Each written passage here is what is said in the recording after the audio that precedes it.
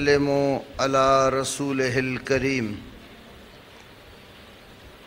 أما بعد فأعوذ بالله السميع العليم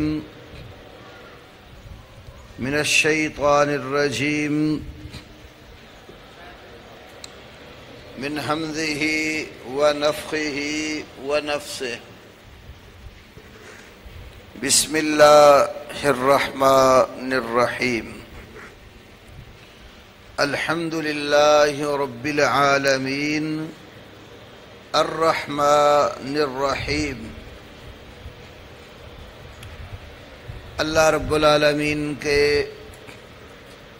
فضل و کرم کے ساتھ آج ہم اصول تفسیر کا مختصر بیان سے فراغت کے بعد سورۃ الفاتحہ کو شروع کر رہے ہیں۔ سورۃ الفاتحہ اس کے کئی ایک نام ہیں۔ امام بیضاوی رحمہ اللہ نے تفسیر بیضاوی میں 30 سے زیادہ اسماء اس کے شمار کیے ہیں۔ میں آپ کو چند ایک وہ نام عرض کروں گا جو احادیث صحیحہ میں موجود ہیں۔ ایک اس کا سب سے زیادہ مشہور نام الفاتحہ ہے۔ اسی کو فاتحۃ الکتاب بھی کہتے ہیں۔ فاتحہ کا معنی ہے افتتاح کرنے والی، آغاز کرنے والی۔ اس کو فاتحہ دو وجہوں سے کہا جاتا ہے۔ ایک، نماز کے اندر قرات کی ابتدا سورۃ فاتحہ سے ہوتی ہے، اور دوسری وجہ قرآن پاک کی تلاوت کی ابتدا بھی، یعنی قرآن کی ابتدا بھی سورۃ الفاتحہ سے ہو رہی ہے۔ دوسرا نام اس کا ہے الصلاۃ۔ الصلاۃ اس کی دلیل رسول اللہ صلی اللہ علیہ وسلم کی ایک حدیث ہے۔ پہلی کی دلیل بھی حدیث ہے، وہ مشہور حدیث ہے عبادہ بن صامت رضی اللہ عنہ کی، لا صلاۃ لمن لم یقرأ بفاتحۃ الکتاب۔ یہ حدیث عبادہ بن صامت رضی اللہ عنہ سے صحیح بخاری میں، صحیح مسلم میں، سنن ابی داود میں، مسند احمد میں اور کئی ایک کتب احادیث میں موجود ہے کہ جس شخص نے نماز کے اندر سورۃ الفاتحہ نہ پڑھی اس کی نماز نہیں ہے۔ ایک درس آپ اس کے اوپر مولانا محمد یحییٰ عارفی صاحب حفظہ اللہ کا سن چکے ہیں۔ تھوڑی سی بات شاید میرے درس کے ذمن میں بھی آ جائے۔ تو دوسرا نام جو ہے الصلاۃ، اس کی دلیل حدیث ابی ہریرہ ہے رضی اللہ تعالی عنہ۔ صحیح مسلم، موطا امام مالک اور ابو داود وغیرہ کی حدیث ہے۔ ابو ہریرہ رضی اللہ تعالی عنہ نے نبی صلی اللہ علیہ وسلم کی حدیث بیان کی، من صلی صلاۃً لم یقرأ فیہا بأم القرآن یا ام الکتاب فہی خداج ثلاثا غیر تمام، جس شخص نے نماز ادا کی اور اس کے اندر سورۃ الفاتحہ نہ پڑھی تو اس کی نماز خداج ہے، پوری نہیں ہے۔ یہ 3 مرتبہ آپ نے فرمایا۔ ابو ہریرہ رضی اللہ تعالی عنہ کے ایک شاگرد نے ان سے سوال کیا، انا نکون وراء الامام، یقیناً ہم امام کے پیچھے ہوتے ہیں، تو امام کے پیچھے ہم کیا کریں گے؟ تو فرمایا کہ اقرا بہا فی نفسک یا فارسی، اے فارسی تو قرات کو آہستہ کر۔ قرات فی النفس کا معنی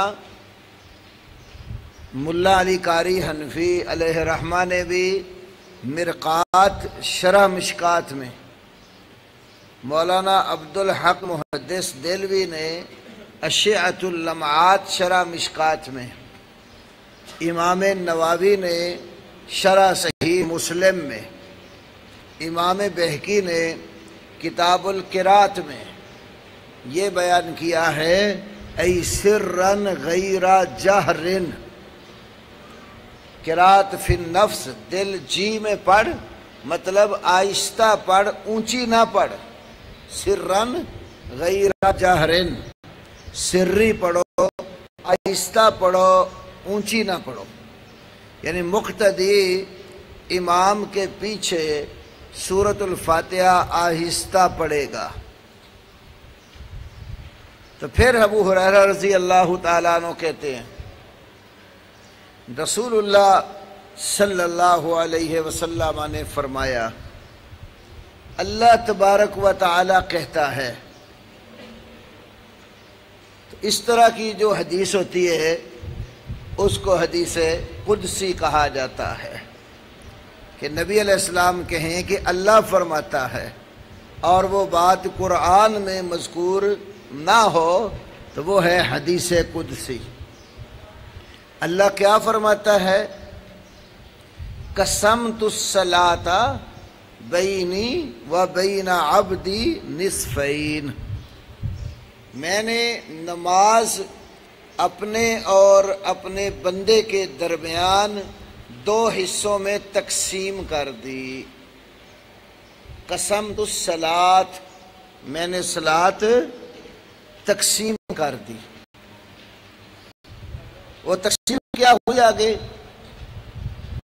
بندہ جب کہتا ہے الحمدللہ رب العالمین، بچے کو الحمدللہ رب العالمین، تمام قسم کی تعریف اللہ رب العالمین کے لیے ہے، تو بندے کو اللہ تعالی جواب میں کہتا ہے حمدنی عبدی، میرے بندے نے میری حمد بیان کی۔ جب بندہ کہتا ہے الرحمن الرحیم، تو اللہ رب العالمین اپنے بندے کو جواب میں یہ کہتا ہے اثنا علی عبدی، میرے بندے نے میری ثنا بیان کی۔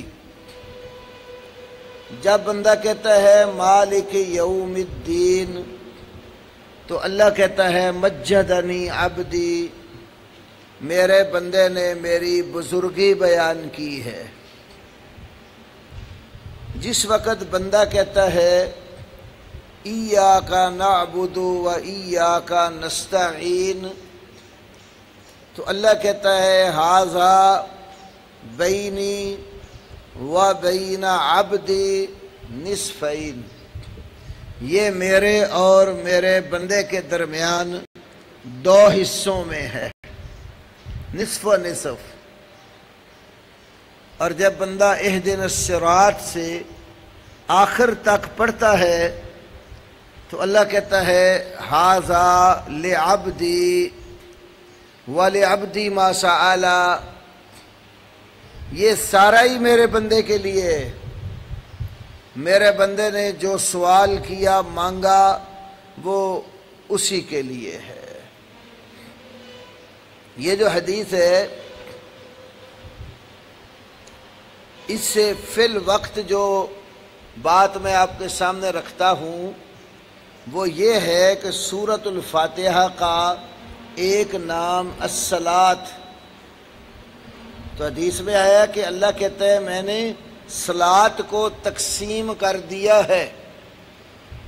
اب آگے جو تقسیم بتائی ہے وہ ساری فاتحہ کی ہے، رکوع، سجدہ، تشہد، وہ تینوں حالتیں یہاں ذکر نہیں ہوئیں، وہ فاتحہ ہی کی تقسیم بتائی کہ اللہ الحمدللہ رب العالمین کے جواب میں یہ کہتا ہے، الرحمن الرحیم کے جواب میں یہ کہتا ہے، ساری تقسیم ہی آگے سورۃ الفاتحہ کی ہے۔ تو فاتحہ کو کیا کہا؟ نماز۔ تیسرا نام السبع المثانی، السبع المثانی، اور چوتھا نام القرآن العظیم۔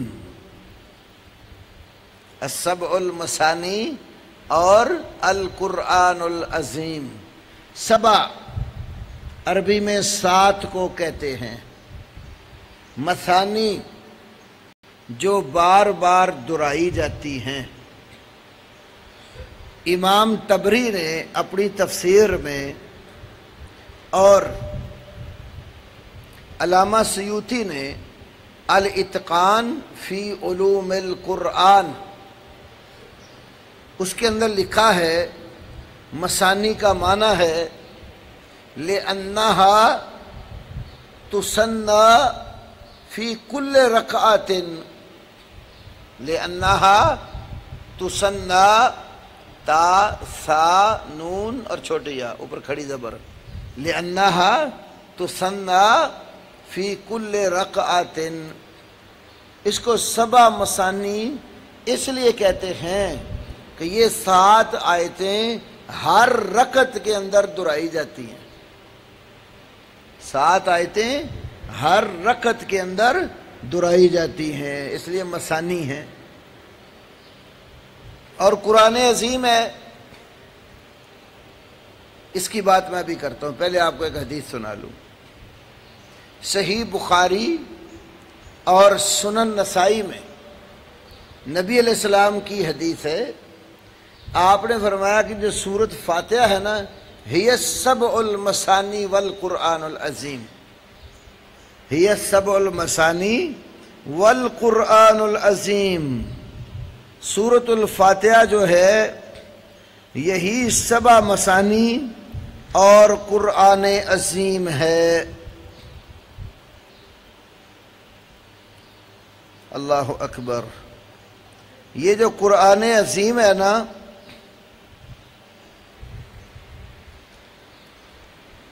فاتحہ کے اندر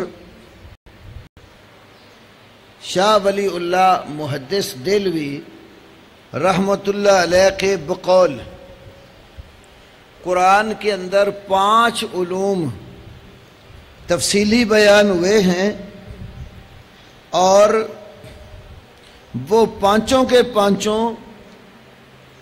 سورۃ فاتحہ کے اندر سے نکلتے ہیں۔ مثلا ایک علم ہے قرآن کا علم الجدل، اس کو علم المناظرہ یا علم المخاصمہ بھی کہہ سکتے ہیں، علم المباحثہ۔ تو قرآن نے بتایا جادلہم باللتی ہی احسن، جادلہم باللتی ہی احسن، سب سے اچھے اور بہترین طریقے کے ساتھ ان کفار سے جدال کرو. یہاں جدال اچھے طریقے سے گفتگو کرنا. تو یہودی، عیسائی اور دیگر کفار جن کا تذکرہ قرآن پاک میں بہت جگہوں پر وارد ہوا، اس کا اشارہ سورۃ الفاتحہ میں موجود ہے، غیر المغضوب علیہم ولا الضالین میں، کہ مغضوب علیہم سے مراد یہودی ہیں اور ضالین سے مراد عیسائی ہیں. تو یہ دوسری قوموں کے ساتھ گفتگو کا جو انداز، طریقہ قرآن میں تفصیل سے موجود ہے، اس کا اشارہ فاتحہ میں ہے. دوسری قسم قرآنی علوم کی ہے علم الاحکام. علم الاحکام، ایاک نعبد و ایاک نستعین میں یہ بات موجود ہے. قرآن کے اندر اللہ نے بہت سارے کاموں کا حکم دیا ہے. مثلا اقیموا الصلاۃ، نماز قائم کرو. آتوا الزکوٰۃ، زکوٰۃ ادا کرو. جاہدوا فی اللہ، اللہ کی راہ میں جہاد کرو. خذوہم، ان کو پکڑو. واحصروہم، ان کا محاصرہ کرو. کہیں فرمایا بالوالدین احسانا، ماں باپ سے اچھا سلوک کرو. کونوا مع الصادقین، سچے لوگوں کے ساتھی بن جاؤ. کئی چیزیں ایسے جن سے روکا ہے. لا تقربوا الصلاۃ وانتم سکارا، نشے کی حالت میں نماز کے قریب نہ جاؤ. لا تقربوا الزنا انہ کان فاحشا، زنا کے قریب نہ جاؤ، یہ کھلی بے حیائی ہے. تو بہت سارے حکم قرآن میں ہیں جن کا مختصر نام رکھا علم الاحکام. تو علم الاحکام کا اشارہ بھی فاتحہ میں موجود ہے. ایاک نعبد، ہم تیری ہی عبادت کرتے ہیں. و ایاک نستعین، اور تجھ ہی سے مدد مانگتے ہیں. اب عبادت اور استعانت شرعی حکم ہے. عبادت کی بے شمار اقسام ہیں، استعانت کی بھی کئی صورتیں ہیں. تو یہ شرعی حکم جو قرآن میں تفصیل سے بیان ہوئے، تو سورۃ الفاتحہ کے اندر اس کا اشارہ بھی موجود ہے. دو علم ہو گئے، علم الجدل اور علم الاحکام. تیسرا علم التذکیر بآلاء اللہ. التذکیر بآلاء اللہ، اللہ تعالیٰ کی نعمتوں کے ساتھ نصیحت پکڑنا.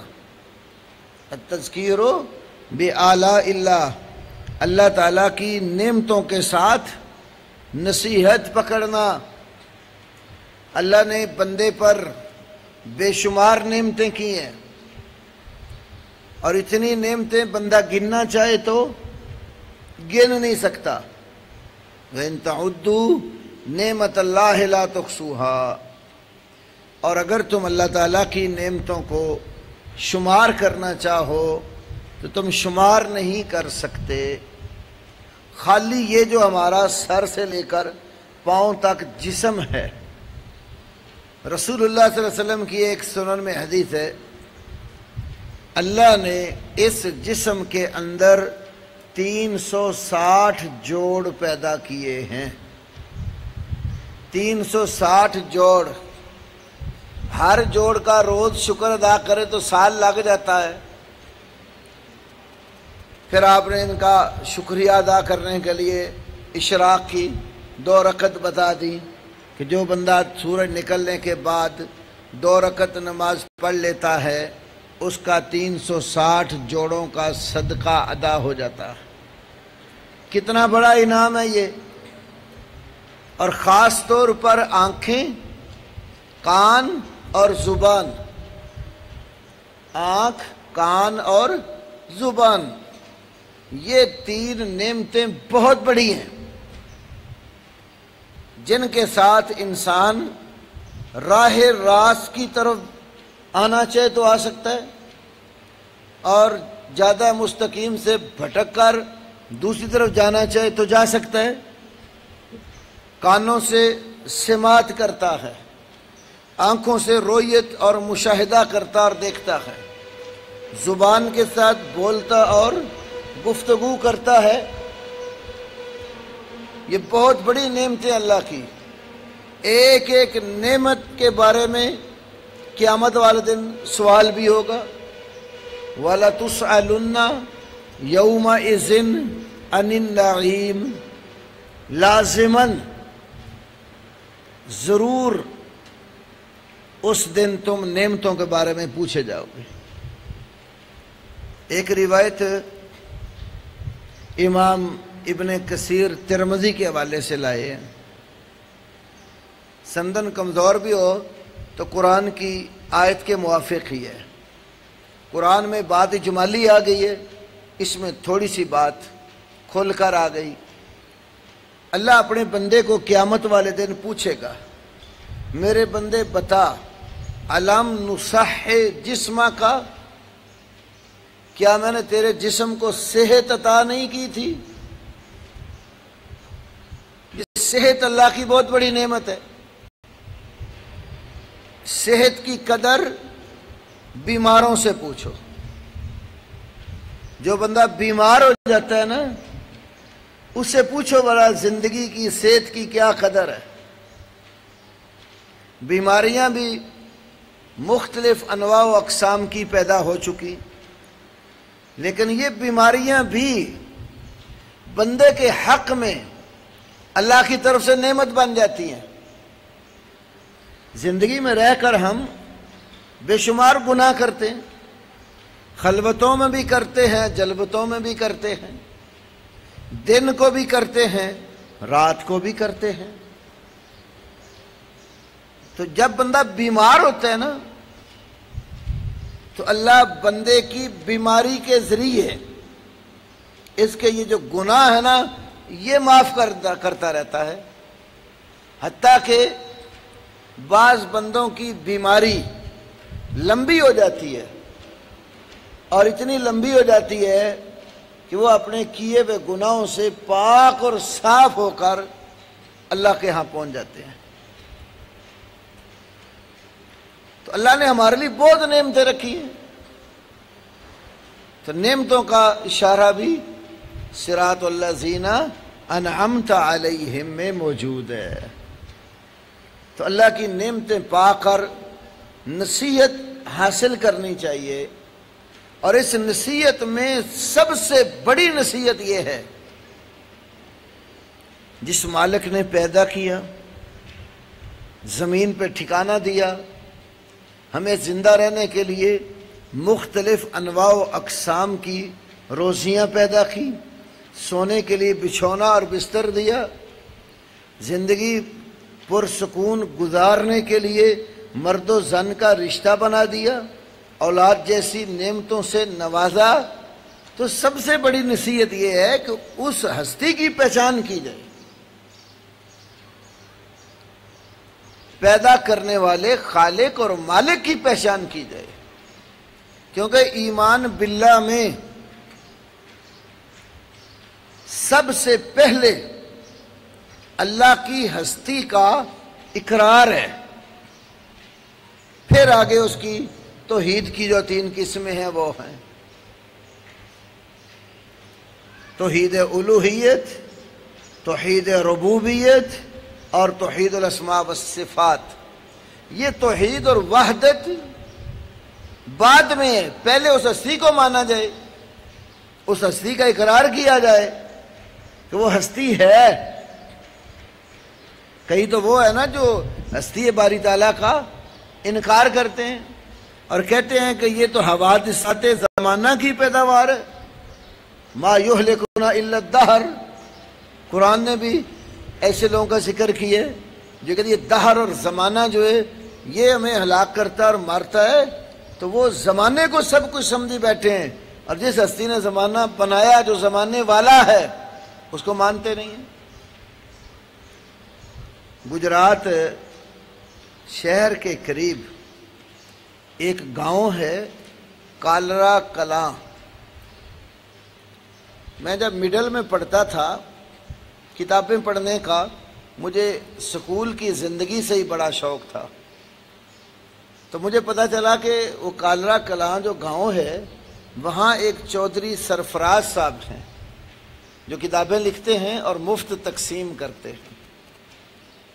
تو میں کتابوں کے حصول کے لیے تلاش کرتے کرتے ان کے گاؤں چلا گیا۔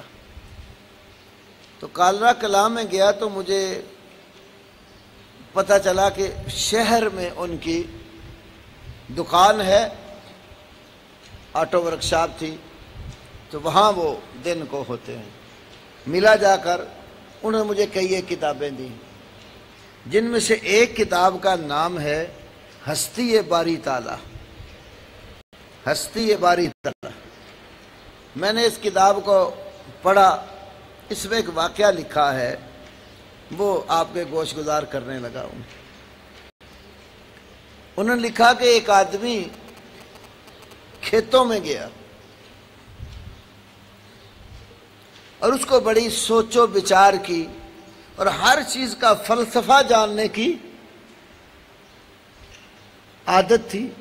بعض لوگ ہوتے ہیں نا، ہر بات میں اس کا فلسفہ کیا ہے، نماز پڑھتے ہیں اس کی فلسفی کیا ہے، روزے کی فلسفی کیا ہے، ہر چیز کا فلسفہ ڈھونڈنے کی کوشش کرتے ہیں، حکمتیں معلوم کرنے کی کوشش کرتے ہیں۔ کئی چیزیں ایسی ہوتی ہیں جن کی حکمتیں اللہ نے بتائی ہوتی ہیں، کئی ایسی ہیں جن کی حکمتیں نہیں بتائی، لوگ اپنی طرف سے فرض کر لیتے ہیں۔ جس طرح کئی چیزوں کی حکمتیں شاہ ولی اللہ رحمہ اللہ نے حجت اللہ البالغہ میں ذکر کی ہیں، لیکن وہ کیسی ہیں؟ ہے لطیفہ ہی ضمناً عرض کرنے لگا۔ ہمارے دادا جی ایک لطیفہ سناتے تھے، کہتے ہیں کہ ایک نا فلسفی کہیں سے گزرا تو بیل جو تھا وہ کنویں کے اوپر جوتا ہوا تھا کسان نے، تو خود جو ہے نا وہ کسی لے کر کھیت میں پانی چیک کرنے گیا ہوا تھا۔ تو فلسفیوں کو عادت ہوتی ہے ہر چیز پہ غور کرنے کی، تو فلسفی کھڑا ہو گیا اور بیل کو دیکھنے لگ گیا کہ یہ کیا کرتا ہے۔ بیل کنویں کے آس پاس چل رہا ہے، تو کہتے ہیں مجھے یہ تو سمجھ آ رہی ہے کہ بیل جب چلتا ہے نا تو یہ جو پانی کے ڈھول لگائے ہوئے ہیں تو وہ نیچے جاتے ہیں، پھر اس طرح گھوم کر پانی اٹھا کر اوپر لا کر پھینکتے ہیں تو پانی نکلتا ہے، لیکن یہ جو بیل کے گلے میں گھنٹی باندھی ہوئی ہے اس کا کیا فلسفہ ہے؟ تو وہ انتظار کرتا رہا، تھوڑی دیر کسان آ گیا، کہتے یار مجھے یہ تو سمجھ آئی ہے کہ بیل چلتا ہے جب گول دائرے میں تو یہ پانی کی ٹنڈیں جس کو پنجابی میں کہتے ہیں، تو یہ بوکے جو ہیں ان سے پانی باہر آتا ہے، لیکن یہ جو گلے میں گھنٹی تم نے باندھی ہے اس کا فلسفہ کیا ہے؟ کسان کہنے لگا میں جب اس کو یہاں جوت کر کھیت میں جاتا ہوں تو یہ چلتا ہے نا تو گھنٹی ہلتی ہے، تو گھنٹی بجتی ہے تو مجھے پتہ لگ جاتا ہے کہ جانور میرا چل رہا ہے، یہ اس کا مطلب ہے، اور اگر آواز مجھے نہ آئے تو میں سمجھتا ہوں رک گیا ہے۔ وہ فلسفی کہنے لگا کہ یہ بیل اگر کھڑا ہو کر گردن ہلاتا رہے، گھنٹی بجتی رہے، تو پھر آپ کو کیا سمجھ آتی ہے؟ کہنے لگا سرکار بات یہ ہے کہ میرا بیل فلسفہ نہیں پڑا ہوا۔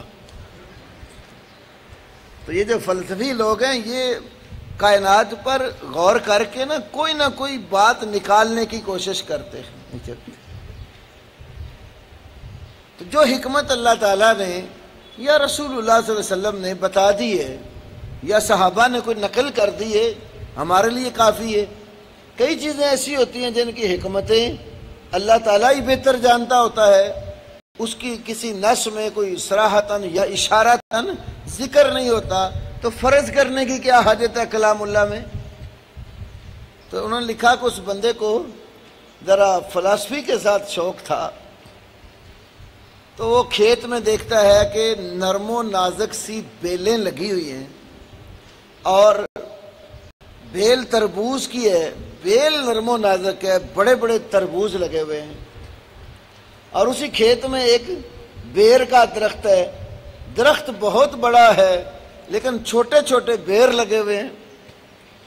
تو وہ کہتا ہے کہ ہونا یہ چاہیے کہ جتنا بڑا درخت ہے اتنا بڑا پھل اس کے ساتھ ہونا چاہیے، اور یہ نرم و نازک سی بیل ہے، تو یہاں بیر لگنے چاہیے تھے اور تربوز اس درخت پہ لگتے۔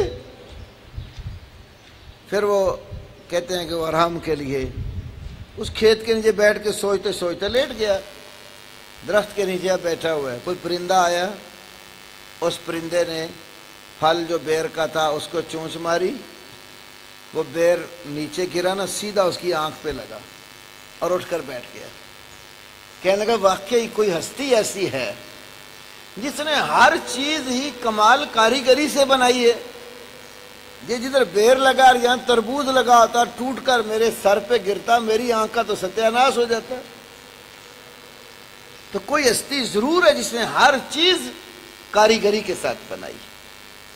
یہ جو اللہ کی نعمتیں تذکیر بآلاء اللہ، یہ نعمتیں خالق کا پتہ دیتی ہیں۔ صحیح بخاری میں ہے، زمانہ جاہلیت میں حضرت عمر رضی اللہ تعالیٰ عنہ کے نسب اور رشتہ داروں میں عمر بن زید بن نفیل تھے۔ وہ لوگوں کو دیکھتے کہ وہ بکریاں ذبح کرتے ہیں اور بتوں کے نام کی نظر مان دیتے،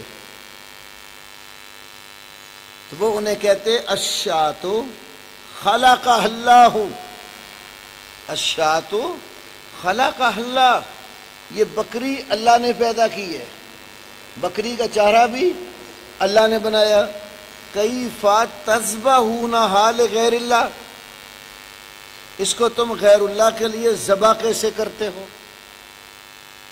تو بکری اس بات کی پہچان دیتی ہے کہ اپنے آپ وجود میں نہیں آئی، اس کا وجود میں لانے والا کوئی ہے، اور وہ صرف اور صرف اللہ تبارک و تعالی ہے۔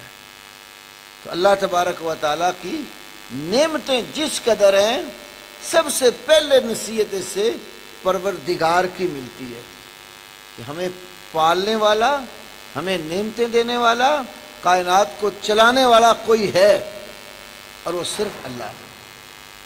تب اللہ تعالیٰ کی نعمتوں کا اشارہ انعمت علیہم میں ہے۔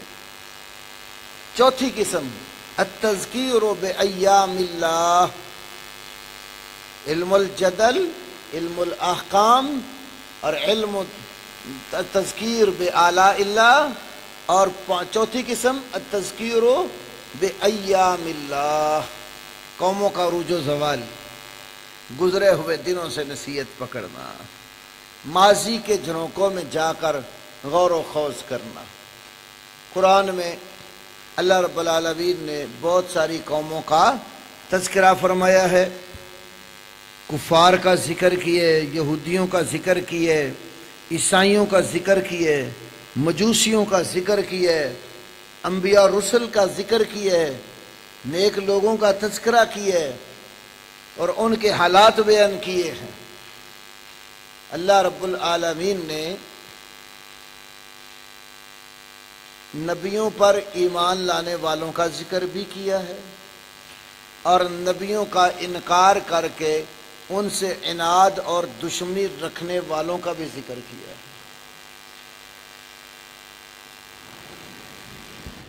چلو ٹھیک ہے، یہی کہنا تھا، وہ ہو گیا۔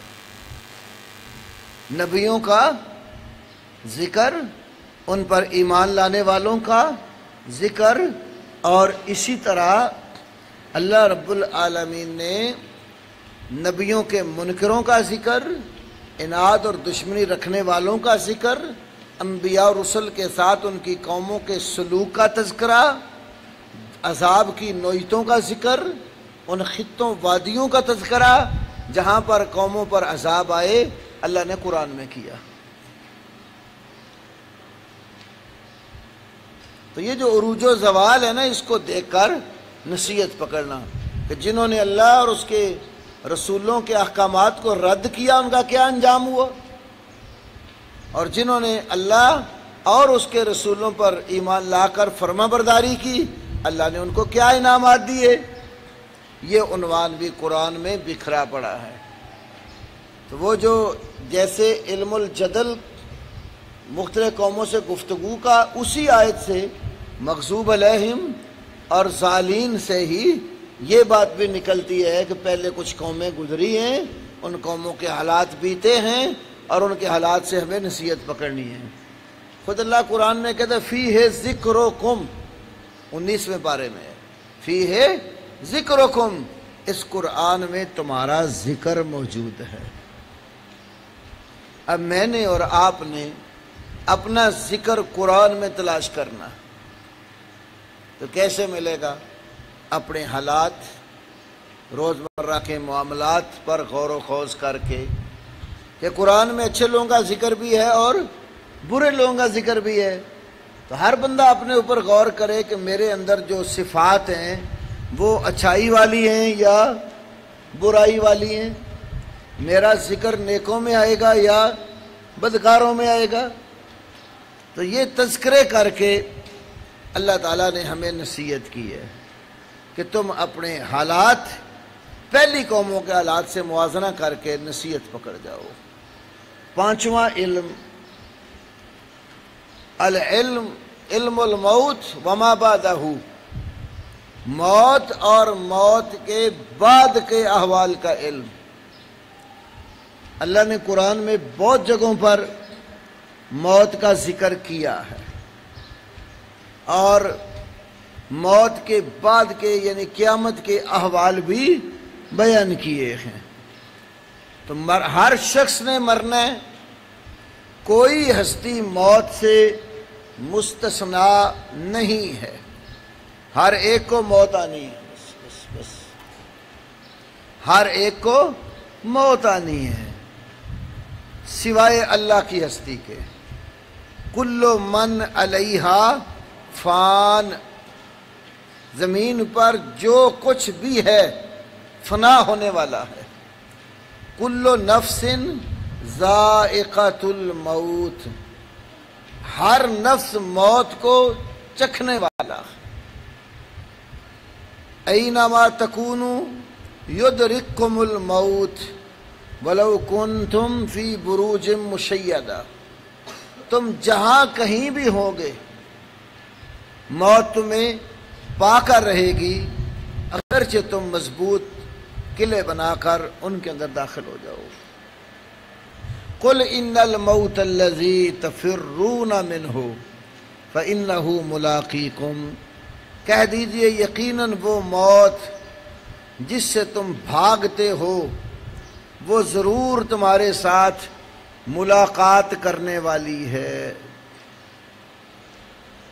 مرنے کے بعد پھر قبر کی زندگی ہے، قبر کا تذکرہ بھی قرآن میں ہے۔ ثم اماتہ فاقبرہ، پھر اللہ نے انسان کو موت دی اور اس کو قبر میں اتارا۔ ولا تصلی علی احد منہم مات ابدا ولا تقم علی قبرہ، ان میں سے کوئی بھی منافقوں میں سے مر جائے اس کا جنازہ بھی نہیں پڑھنا آپ نے اور اس کی قبر پر بھی کھڑے نہیں ہونا۔ قبر کا ذکر بھی قرآن میں ہے۔ پھر جو قبر کی زندگی ہے اس کے اشارات بھی قرآن میں ہیں اور تصریحات اس کی نبی علیہ السلام کی سنت کے اندر ہے۔ مثلا مشکات المصابیح جو میرے بھائی پڑھ کے آئے ہیں، اس میں کتاب الایمان میں پورا ایک باب ہے، باب و اثبات عذاب القبر، اور امام بہقی علیہ رحمہ نے اثبات و عذاب القبر پوری کتاب لکھی ہے۔ تو قبر کی زندگی جو ہے صراحتاً حدیث میں موجود ہے، اور قبر کی زندگی اخروی منزلوں میں سے پہلی منزل ہے۔ ترمذی شریف کی حدیث ہے، ان القبر اول منزل من منازل الآخرہ، یقیناً قبر آخرت کی منزلوں میں سے پہلی منزل ہے۔ تو جب دفنا دیا جاتا ہے ہر انسان کی اخروی زندگی شروع ہو جاتی ہے۔ یہ حدیث بڑی یاد رکھنے کی ہے، کیونکہ ایک گروہ ایسا بھی ہے جو قبر کی زندگی کا قائل نہیں ہے، عذاب قبر کو تسلیم نہیں کرتا، اور قبر کی زندگی کا انکار کرتے کرتے اس گروہ نے امام احمد ابن حنبل جیسے عظیم انسان کو کافر قرار دے دیا۔ یہ عثمانی گروہ جو ہے، کیپٹن ڈاکٹر مسعود الدین عثمانی، تو قبر کی زندگی رسول اللہ صلی اللہ علیہ وسلم نے بتائی ہے، اور قبر کا عذاب یعنی مرنے کے کہتے ہیں فوری بعد عذاب نہیں ہوگا، قیامت کو ہوگا۔ قرآن بتاتا ہے موت کے وقت ہی عذاب شروع ہو جاتا ہے۔ جنہیں اللہ نے عذاب دینا ہوتا ہے نا، مرنے کے ساتھ ہی دیتا ہے۔ بلکہ بعض لوگ ایسے ہیں جب فرشتے ان کی روح قبض کرتے ہیں، یضربون وجوہہم، ان کے چہروں پہ مارتے ہیں، یہ قرآن کی نص ہے، پشتوں پہ مارتے ہیں، لیکن ساتھ والے بندے کو نظر وہ اس جس کے ساتھ بیت رہی ہوتی ہے موت کے وقت، اس کو پتا ہوتا ہے۔ یوں ہی سمجھو جیسے دو بھائی بیٹھے ہیں، ایک لیٹ گیا، اس کو نیند آ گئی، دوسرا جاگ رہا ہے۔ اب جو سو رہا ہے نا، وہ اپنے خواب میں بڑے اندوناک اور گھنونے منظر کئی دفعہ دیکھتا ہے، خواب میں گھبرا بھی جاتا ہے، کئی دفعہ گھبرا کے اٹھ بیٹھتا ہے۔ جو پاس بندہ بیٹھا ہوتا ہے اس کو کچھ بھی نہیں پتا ہوتا اس کے ساتھ بیتی کیا ہے۔ تو الیوم تجزون عذاب الہون، فرشتے ظالموں کی روح جب قبض کرتے ہیں تو کہتے ہیں الیوم، آج کے دن، تجزون عذاب الہون، تمہیں رسوا کن عذاب کی جزا اور سزا دی جائے گی۔ حالانکہ ابھی قبر میں گیا نہیں، فرشتوں نے ظالموں کی روح قبض کی اور ساتھ کہا الیوم تجزون عذاب الہون۔ تو یہ قیامت کا، قبر کا عذاب، تو اس ساری موت کے بعد کی زندگی، اس کے احکام، ان کا اشارہ بھی فاتحہ میں موجود ہے۔ مالک یوم الدین، اللہ بدلے کے دن کا، جزا کے دن کا مالک ہے، جس سے معلوم ہوتا ہے کہ یہ دنیا ختم ہونی ہے، ایک اور دن قائم ہوگا جس دن ہر کسی کو اس کے کیے کا بدلہ ملنا ہے۔ تو مالک یوم الدین میں موت، اس کے بعد کے احکام کا اشارہ ہے۔ تو کتنے علم ہوئے شاہ ولی اللہ کے بقول؟ 5۔ علم الجدل یا علم المخاصمہ، مباحثہ، مناظرہ، مختلف الفاظ استعمال کر سکتے ہیں، گفتگو کرنے کا دوسرے کے ساتھ طریقہ اور گفتگو کا علم۔ دوسرے نمبر پر علم الاحکام، شرعی حکم جو اللہ نے بیان کیے۔ تیسرے نمبر پر علم التذکیر بآلاء اللہ، اللہ کی نعمتیں یاد کر کے نصیحت پکڑنا۔ چوتھے نمبر پر التذکیر بایام اللہ، گزرے ہوئے دنوں سے نصیحت پکڑنا، قوموں کا عروج و زوال۔ پانچویں نمبر پر موت اور ما بعد موت کے احکام۔ تو ان پانچوں کا تذکرہ اور اشارہ فاتحہ میں موجود ہے۔ تو پھر سورۃ الفاتحہ قرآن عظیم ہوئی کہ نہ ہوئی؟ تو رسول اللہ صلی اللہ علیہ وسلم نے فرمایا ہی السبع المثانی والقرآن العظیم، سورۃ الفاتحہ جو ہے یہی 7 مثانی ہیں، 7 آیتیں بار بار دہرائی جانے والی ہیں، اور یہی قرآن عظیم ہے۔ تو اس کا نام 7 مثانی بھی ہے اور قرآن عظیم بھی ہے۔ ایسے ہی اس کا نام ام القرآن یا ام الکتاب، ام القرآن اور ام الکتاب، یہ نام بھی سورۃ فاتحہ کے ہیں۔ ام کا معنی ہوتا ہے ماں، تو ہر چیز کی ماں ہوتی ہے، یعنی اصل جاندار چیزیں ہیں تو نر اور مادہ کے ملاپ سے آگے ان کی ذریت اور نسل بڑھتی ہے۔ دوسری چیزیں ہیں درخت وغیرہ ان میں بھی نر اور مادہ موجود ہوتے ہیں. ہوائیں اللہ چلاتا ہے، نر کے جراثیم اٹھا کر مادہ کے جراثیم میں ملا دیتا ہے، ان دونوں کے ملاپ سے اور کئی درخت تیار ہو جاتے ہیں. اللہ رب العالمین کی کمال قدرتیں ہیں، ہر چیز کی اصل ہے. ایک ریاض احمد نوری ہوتے تھے، عالم تھے، دارالسلام میں کام کرتے تھے. تو میں ایک دفعہ ان کو ملنے گیا. ان کا سارا کتب خانہ کافی اچھا تھا اس دور کے حساب سے، بڑی نایاب کتابیں، ساری ان کی کتابیں مرکز القادسیہ میں موجود ہیں. تو میں ان سے ملنے گیا تو وہ تھوڑا سا سائنس کی طرف بھی رجحان رکھتے تھے. یہ ہر چیز کی اصل کے حوالے سے دو واقعات انہوں نے بتائے. ایک یہ ہوائیں جو اٹھاتی ہیں نر اور مادہ کے جراثیم. ایک انہوں نے اور بات کی، مجھے کہتے ہیں کہ اللہ تعالیٰ قرآن میں کہتا ہے اَأَنْتُمْ تَزْرَعُونَهُ أَمْ نَحْنُ الزَّارِعُونَ، کیا تم کاشتکاری کرتے ہو یا ہم کاشتکاری کرتے ہیں؟ تو کہتے ہیں کہ ہم دیکھتے ہیں کہ انسان زمین کے قطعے پر ہل چلاتا ہے. بعد وہ پرانے زمانے میں لکڑی کی ہل، آگے لوہے کا پھالا لگا ہوتا تھا، اب ٹریکٹر آگے لوہے کی ہلیں آ گئی.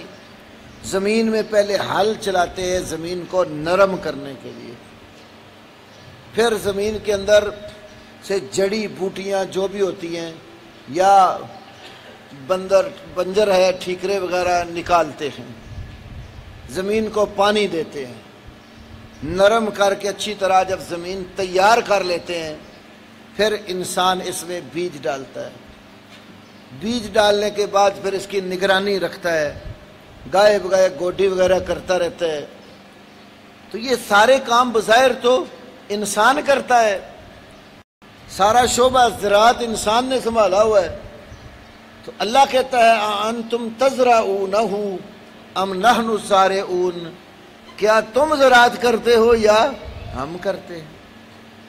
کہنے لگے میں یہ ہر چیز کی اصل ہوتی ہے.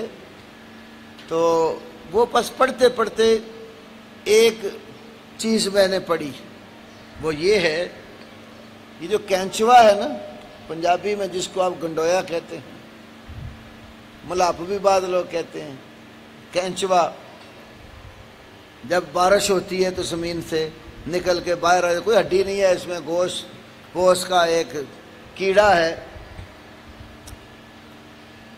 آپ دیکھتے ہیں کہ یہ زمین کے اندر ہوتا ہے. جس زمین کے اندر کینچوا ہوتا ہے نا اس جگہ پر پیداوار اچھی ہوتی ہے. وہ انسان وہ کاشتکاری اور ہلے نہیں چلاتا، جو یہ ایک کیڑا زمین کے اندر گھومتا ہے نا تو زمین کو اندر سے یہ نرم کرتا ہے. اور آپ کھیتوں میں جا کے اندازہ کر لیں، جس زمین کے ٹکڑے میں کینچوا نہیں ہے وہاں پیداوار اچھی نہیں ہوتی. جہاں یہ کینچوا ہوتا ہے اکثر آپ دیکھیں پانی کی نالیاں اس کے آس پاس، اس کی وہ مینگنے جس کو کہتے ہیں باریک باریک سے آپ کو ڈھیر لگے ہوئے کئی جگہوں پر، کھودنے کے نیچے سے نکل آئے گا، وہ جگہ نرم ہوتی ہے اندر سے. جتنی زمین نرم ہوگی اتنی پیداوار اچھی ہوگی. اور پھر اس کے ساتھ اللہ ہوائیں بھیجتا ہے. جب وہ زمین سے پھر کمپلیٹ نکلتی ہیں تو ہوائیں جو نوار صلی اللہ علیہ لواقع کا ایک معنی یہ ایسی ہوائیں جو یہ نر اور مادہ کے جراثیم اٹھا کر ملا دیتی ہیں. یہ بھی ایک معنی اس کا بعض اہل لغت نے ذکر کیا. تو کہنے لگے یہاں سے مجھے سمجھ آئی کہ اللہ نے ہر چیز کا اثر رکھی اور کمال کاریگری اللہ رب العالمین کی ہے. تو کی بات کر رہا تھا، ہر چیز کی کوئی اصل بیس اور بنیاد ہوتی ہے. اس لیے ہم کا ایک معنی کرتے ہیں ماں. تو فاتحہ کا نام آیا القرآن، الکتاب. تو یہ جو فاتحہ پڑھنے کی حدیثیں ہیں نا امام کے پیچھے یا نماز کے اندر مطلق آئیں، ان کے اندر بہت جگہوں پر القرآن اور الکتاب کا ذکر آیا ہے. تو یہ نام بھی سورۃ فاتحہ کے، جو فاتحہ اصل کی حیثیت رکھتی ہے۔ اس لیے نماز کے اندر سورۃ فاتحہ پڑھنا ضروری ہے۔ فاتحہ سے جو اوپر والی قرأت ہے وہ اختیاری ہے۔ نبی کریم صلی اللہ علیہ وسلم کی کئی ایک حدیث صحیحہ میں یہ بات آئی ہے۔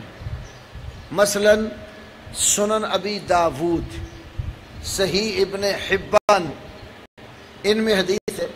حافظ ابن حجر عسقلانی علیہ رحمہ بلوغ المرام کے اندر بھی یہ حدیث لائے۔ حدیث مسیء الصلاۃ، نماز خراب کرنے والے شخص کے متعلق حدیث، مشہور حدیث ہے۔ مسجد کے کونے میں ایک بندے نے آ کر نماز پڑھی تھی، پھر آپ کے پاس آ گیا، فرمایا ارجع فصلی فإنک لم تصلی، لوٹ جا کر نماز ادا کر، تو نے نماز ادا نہیں کی۔ 3 بار ایسے ہوا، مشہور حدیث ہے۔ اس کو محدثین کہتے ہیں حدیث مسیء الصلاۃ۔ بالآخر اس نے کہا اللہ کے نبی مجھے پھر نماز سکھا ہی دیں۔ آپ نے جب نماز سکھائی نا اس کو، تو اس میں فرمایا کہ ثم اقرأ ام القرآن ثم اقرأ بما شئت، فاتحہ پڑھ، فاتحہ کے بعد جو چاہے پڑھ۔ فاتحہ پڑھنے کا حکم دیا، اور فاتحہ سے زائد جو قرأت ہے بندے کی مشیت پر چھوڑ دی۔ تو اوپر والی قرأت اختیاری ہے اور فاتحہ کی اصل ہے، تو اسی لیے اس کا نام الصلاۃ بھی آیا۔ تو نماز کے اندر جو قرأت ہے اس کی اصل روح سورۃ فاتحہ ہے۔ اسی لیے سورۃ الفاتحہ کے بغیر کوئی نماز نہیں ہوتی۔ میں ایک واقعہ عرض کرتا ہوں آپ کو، کیونکہ ہمارے جو بریلوی بھائی ہے نا، قرآن اور سنت کی طرف کم توجہ کرتے ہیں، اور اولیاء صلحاء کے واقعات اور ان کے اقوال اور ان کی کرامتیں اس کی طرف زیادہ توجہ کرتے ہیں۔ میں اپنے ایسے بھائیوں کو فاتحہ کا مسئلہ سمجھانے کے لیے ایک واقعہ عرض کرتا ہوتا ہوں۔ وہ واقعہ یہ ہے، آپ نے نام سنا ہوگا خواجہ نظام الدین اولیاء، خواجہ نظام الدین اولیاء۔ یہ جو مولانا ابو الحسن ندوی گزرے ہیں نا، ان کے والد تھے سید عبد الحی۔ سید عبد الحی نے بر صغیر پاک و ہند میں بالخصوص آنے والے علماء، محدثین، فقہاء، مشائخ اور صوفیاء، ان کے حالات زندگی پر ایک کتاب لکھی، اس کا نام ہے نزہۃ الخاطر۔ نزہۃ الخاطر ہمارے پاس موجود ہے کتاب۔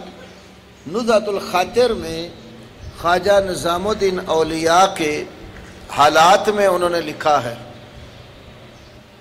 کسی نے خواجہ نظام الدین سے مسئلہ پوچھا کہ نماز کے اندر سورۃ الفاتحہ پڑھنی چاہیے یا نہیں۔ خواجہ نظام الدین اولیاء علیہ الرحمہ فرمانے لگے نماز کے اندر سورۃ فاتحہ پڑھنی چاہیے، اس لیے کہ نبی صلی اللہ علیہ وسلم نے فرمایا۔ خاص طور اس نے مقتدی کے بارے میں پوچھا تھا، امام کے پیچھے سورۃ فاتحہ پڑھنی چاہیے یا نہیں۔ تو خواجہ نظام الدین اولیاء رحمۃ اللہ علیہ نے کیا فرمایا؟ امام کے پیچھے فاتحہ پڑھنی چاہیے، اس لیے کہ رسول اللہ صلی اللہ علیہ وسلم نے فرمایا ہے لا صلاۃ لمن لم یقرأ بفاتحۃ الکتاب، جو شخص سورۃ الفاتحہ نہیں پڑھتا اس کی نماز نہیں ہوتی۔ وہ مرید ہے خواجہ صاحب کو کہتا ہے، آپ والی بات آنے لگی، وہ مرید خواجہ صاحب کو کہتا ہے ہم نے سنا ہے کہ حدیث یہ بھی ہے جو بندہ امام کے پیچھے قرات کرے گا اس کے منہ میں آگ کے انگارے ڈالے جائیں گے۔ بات سمجھے؟ انہوں نے پہلے رسول اللہ صلی اللہ علیہ وسلم کی ایک حدیث بیان کی، عبادہ بن صامت والی، جو بخاری شریف میں ہے۔ تو مرید نے کہا کہ ہم نے سنا ہے کہ حدیث یہ بھی ہے کہ جو امام کے پیچھے پڑے گا اس کے منہ میں آگ کے انگارے ڈالے جائیں گے، حالانکہ یہ بالکل بے اصل روایت ہے۔ بہرحال خواجہ صاحب نے کمال بات فرمائی، کہنے لگے مجھے یہ تو گوارا ہے قیامت والے دن اللہ میرے منہ میں آگ کے انگارے ڈال دے، لیکن یہ گوارا نہیں ہے کہ میرا رب مجھے کہ نظام دین تیری نماز نہیں ہوئی۔ حدیث کہہ رہی ہے نا کہ فاتحہ کے بغیر نماز نہیں ہوتی، تو مرید نے کہا کہ وہ آگ کے انگاروں والی بھی روایت ہے، تو کہنے لگے یہ تو گوارا ہے کہ میرے منہ میں آگ کے انگارے ڈال دیے جائیں، یہ گوارا نہیں ہے کہ اللہ کے نظام دین تیری نماز نہیں ہوئی۔ سورۃ فاتحہ اصل ہے، اساس ہے، بنیاد ہے، یہی نماز میں نہ پڑھی جائے تو نماز نہیں ہوتی۔ اس لیے ہم کہتے ہیں کہ نبی علیہ السلام کا حکم عام ہے، کوئی نماز کسی شخص کی ہو وہ فاتحہ کے بغیر نہیں ہوتی، نماز فرض ہو، نماز سنت و نفل ہو، نماز عیدین کی ہو، نماز جو نا خوف کی ہو، نماز سورج گرہن چاند گرہن صلاۃ الخسوف اور کسوف کی ہو، نماز عیدین کی ہو، نماز جنازہ ہو، کوئی نماز فاتحہ کے بغیر نہیں ہوتی۔ لا صلاۃ لمن لم یقرأ، صلاۃ بھی عام ہے اور من بھی عام ہے، صلاۃ نقرہ ہے نا، اور یہ مشہور عربی زبان کا قاعدہ ہے، نقرہ لفظ جب نفی کے بعد آتا ہے تو عمومیت کا معنی دیتا ہے۔ تو لا صلاۃ میں یہ صاحب تو آپ کو بتا گئے نا، لا نفی جنس کی بات، میں نے تھوڑی سی عام فام کی بات کہ پہلے نفی والا لفظ ہو، نفی والے صیغوں کے بعد نکرہ آ جائے، کامن نون آ جائے تو اس کا مطلب عمومیت۔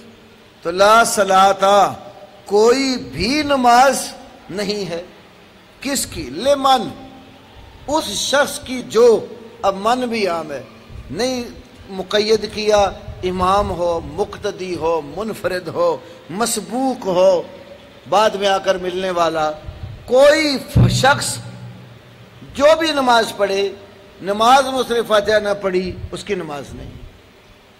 میں کئی دفعہ کہتا ہوں ہمارے پاس سادہ لو بھائی بیچارے جو کتاب و سنت کے علوم سے واقف نہیں ہوتے، تو ایک بعض مولویوں کے کہنے پر بات کر دیتے ہیں، مرگ مردود نہ فاتحہ نہ درود۔ سنا ہوا نا جملہ آپ نے، مرگ مردود نہ فاتحہ تھے نہ درود۔